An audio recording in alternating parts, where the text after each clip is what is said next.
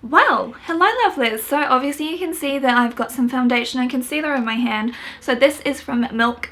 Now we are going to be reviewing the matte foundation. Now this is the Blur liquid one and I use the shade Light, so beige clair, whatever sort of thing you want to go by. And I've also got the Flex Concealer in the shade Fair and also in the shade Light Medium. Now my lovely in-laws did actually buy this for me, but they bought it back in December when they were in Canada because there is a Sephora in Canada and there's no Sephora here that stocks it because it seems that Milk only wants to sell itself to Americans. So this is my full review of how these products work on my skin. Now I have oily skin, I've got large pores, and Milk is cruelty free. They're not owned by a parent company that tests on animals, and I believe that they've actually shifted their entire range to be vegan as well, so that's amazing. What I'll be doing is in this video you're going to see how this foundation looks when it's just by itself, like how I've applied it today, and then we're going to try with primer, we're going to try with powder, going to try with setting spray, and I just want to really see how this works in a fulsome way so that I can actually show you and give you my full thoughts at the end. Please don't forget to hit that like button and also subscribe because I come out with new videos every single week. So let's just jump straight into it. So my base is prepped, I have moisturizer on, and that's all we're starting with today because otherwise you'll get a false reading. There we go, can you see it there? There we go. I know that everyone's always like, oh it's so pretty, but I'm like, how do you get in it? Oh, they've got tape on things. Do they not know that people that like wear this sort of makeup have long nails, and I just painted my nails yesterday? I've got to get scissors, I'm sorry. Now it's out of the packaging, we can get started. It says shake well before use. Ooh, ooh, liquidy. Looks like a good colour. Sweet, it's really, really liquidy. It's scented. Not in the cute kind of like Elle Woods way, but like it's scented. It smells like orange oil. Why do people want to scent makeup? I don't know. Why do I not have a mirror closer to hand? I don't know that either. I'm trying to cover up the distinguishing line between my fake tan and my actual skin colour. That's how just that looks. This is of course on its first go. So now I also got these two concealers. So we got the Flex Concealer in Fair and also in Light Medium. That is the colour of the concealer, Light Medium. Oh, oh, that was a very different experience.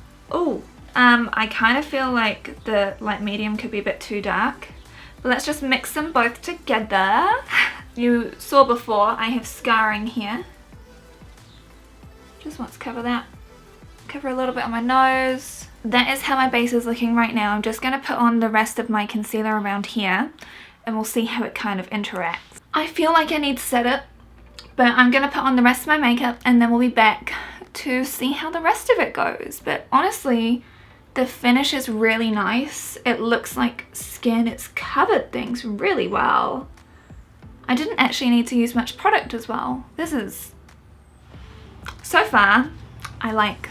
So, I've been wearing this for around about 9.5 hours. It is just after 8 PM and I really just want to go have a shower.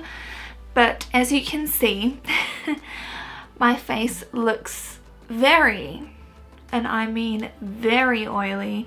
I noticed that the pores on the side of my nose, they actually look bigger, which isn't really an ideal look. And also this just comes straight off. Oh my goodness. So it's definitely not transfer proof if you haven't set it already. So I can say definitely for me with oily skin, this is not how I'm going to be wearing this. But let's just try tomorrow where I'll use like a primer instead and see how that goes.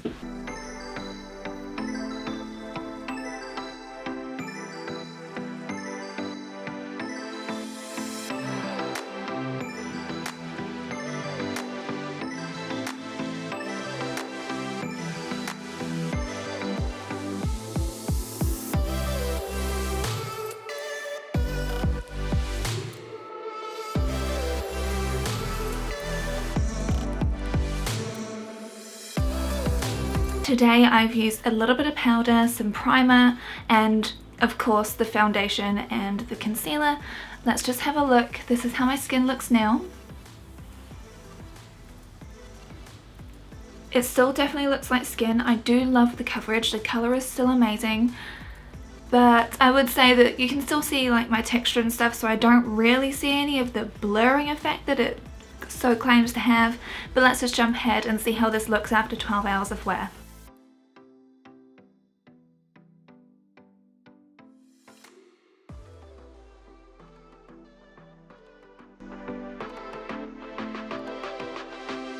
So I've got the foundation on again today, but what I did is I used my Cover FX powder and I've also set it. Honestly, I'm not really hating it. It's not as good as the Flawless Finish foundation from e.l.f. still. But this definitely does have more of like a dewy finish, and honestly like a little bit does stretch a very long way, so that's what I really like about it as well.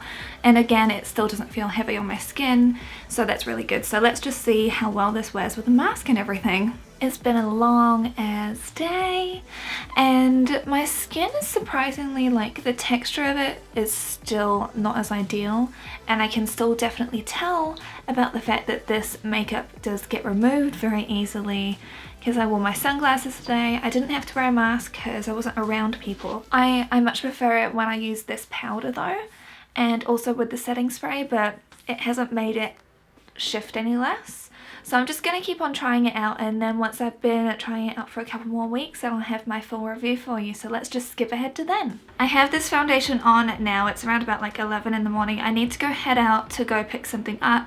So I'm going to be wearing my mask over it. So let's just see how this looks once I've had my mask on.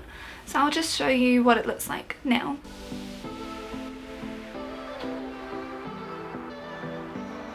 Pretty good. So this is the mask that I wear. So here you go, very fetching, very lovely. We've had it since the first lockdown. The cats are currently sitting around me like, the hell is that? Because I don't wear it in the house, obviously. But it has removed some makeup. This stuff does clearly come off. Luckily my lipstick didn't come off in here, but I guess it's like the shape of it is a bit more like that, so that makes sense. But it's taken off some around my nose and a little bit on my cheeks. I mean, it's like I could still technically get away with this. It's not like bad or anything.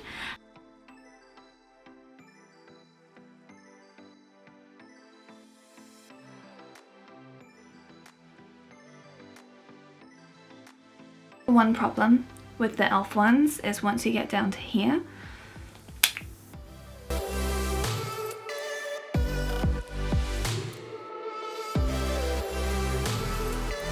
this is how my face looks once I've actually put on the rest of my makeup. So let's have a look, see if we can find any difference between the Milk and the e.l.f.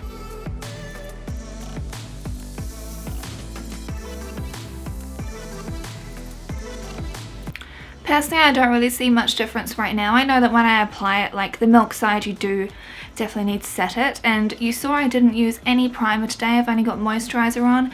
So it is now 6:45, so I need to get going to work. So I will see you lovelies at the end of the day, and let's just see how it works. Now it is about 9 o'clock at night, so that means that this makeup has been on since about 5:20 in the morning, which is a very long time. So now we can really see how things work because I've done exercise tonight as well, and obviously it's been a long day.